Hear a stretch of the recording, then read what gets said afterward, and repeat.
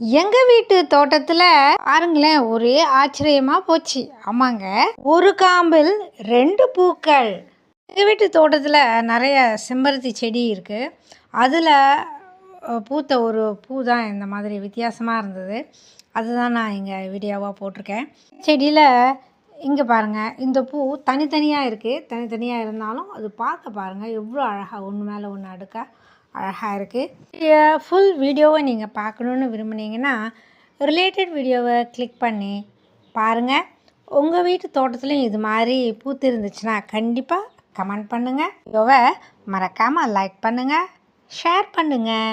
சரி, வீட்டு தோட்டத்தில் விளைகின்ற அழகான அந்த பூக்கள், காய்கறிகள், பழங்கள், இந்த செடி கொடிகளை இயற்கையான முறையில் எப்படி வளர்க்குறது நீங்கள் பார்க்கணுன்னு விரும்புனீங்கன்னா எங்கள் சேனலான கிச்சாஸ் ஃபார்மிங் சேனலை சப்ஸ்கிரைப் செய்து கொள்ளுங்கள்.